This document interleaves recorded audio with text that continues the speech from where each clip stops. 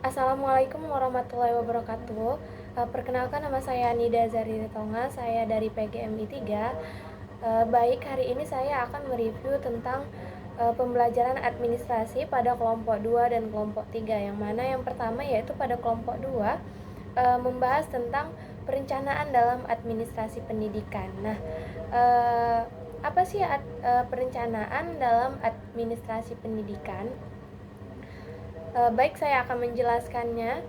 Uh, Perencanaan merupakan fungsi awal dari administrasi. Perencanaan adalah suatu proses mempersiapkan alternatif keputusan bagi kegiatan dan tindakan yang telah diarahkan dan akan dilakukan pada waktu mendatang. Lalu, apa saja sih langkah-langkah dalam perencanaan? Nah, langkah-langkah dalam perencanaan yang pertama yaitu menentukan dan merumuskan tujuan yang hendak dicapai. Lalu yang kedua yaitu meneliti masalah-masalah yang akan dilakukan. Lalu yang ketiga yaitu mengumpulkan data dan informasi yang diperlukan. Lalu yang keempat yaitu menentukan tahap-tahap dan rangkaian kegiatan. Lalu yang terakhir yaitu merumuskan bagaimana masalah tersebut dapat terselesaikan. Lalu selanjutnya yaitu ada syarat-syarat perencanaan. Nah, syarat-syarat perencanaan yang pertama yaitu perencanaan harus didasarkan atas tujuan yang jelas. Lalu yang kedua yaitu bersifat sederhana, realistis, dan praktis. Lalu yang ketiga yaitu terinci, memuat segala uraian serta klarifikasi kegiatan dan rangkaian tindakan sehingga memudahkan untuk dijalankan. Lalu selanjutnya yaitu memiliki fleksibilitas sehingga mudah disesuaikan dengan kebutuhan dan kondisi. Lalu selanjutnya yaitu adanya perimbangan antara bermacam-macam bidang yang akan digarap dalam perencanaan tersebut. Lalu yang selanjutnya yaitu adanya penghematan tenaga. Dan yang terakhir yaitu sedapat mungkin tidak terjadi adanya duplikasi pelaksanaan.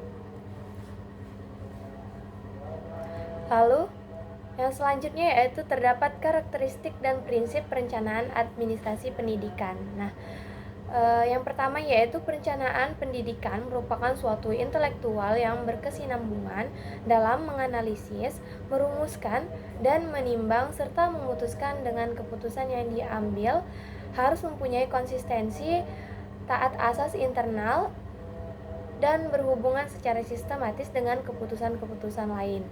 Lalu yang kedua yaitu perencanaan pendidikan selalu memperhatikan masalah, kebutuhan situasi, tujuan, dan keadaan perekonomian, keperluan penyediaan dan pengembangan tenaga kerja bagi pembangunan nasional, serta memperhatikan faktor-faktor sosial, politik, dan perencanaan pembangunan yang menyeluruh. Lalu yang ketiga yaitu tujuan perencanaan pendidikan adalah menyusun kebijaksanaan dan menggariskan strategi pendidikan yang sesuai dengan kebijakan pemerintah. Lalu yang keempat yaitu perencanaan pendidikan sebagai perintis atau pelopor dalam kegiatan pembangunan. Lalu yang kelima yaitu perencanaan pendidikan selalu memperhatikan dan menganalisa faktor ekologi lingkungan baik internal maupun eksternal. Nah, di dalam perencanaan terdapat jenis-jenis perencanaan, yaitu perencanaan makro, lalu perencanaan meso.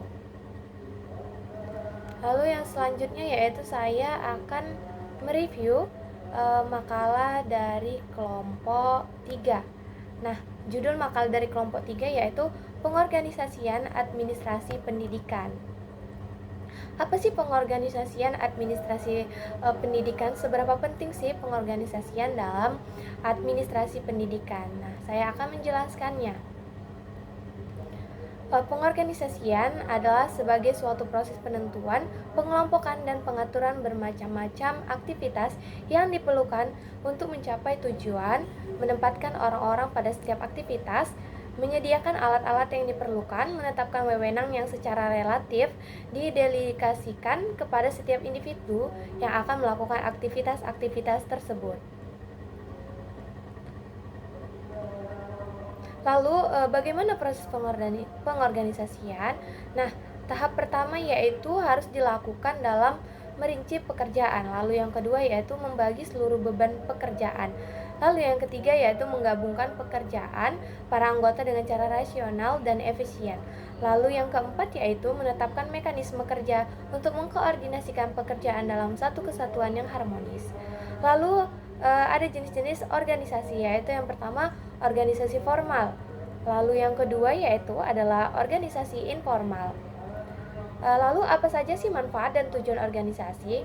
Ya, manfaat organisasi yang pertama yaitu pencapaian tujuan. Lalu yang kedua yaitu mampu mengubah kehidupan individu dan kelompok dalam organisasi. Lalu yang ketiga yaitu organisasi dapat mempengaruhi karir. Lalu yang keempat yaitu organisasi dapat melahirkan ilmu pengetahuan. Lalu yang terakhir yaitu dengan adanya organisasi yang memiliki karakteristik tertentu, entah sangat berkembang atau berketerbelakangan. Mungkin hanya sekian review materi dari saya pada hari ini yang dapat saya sampaikan. Lebih dan kurangnya saya mohon maaf. Wabillahi taufiq wal hidayah. Wassalamualaikum warahmatullahi wabarakatuh.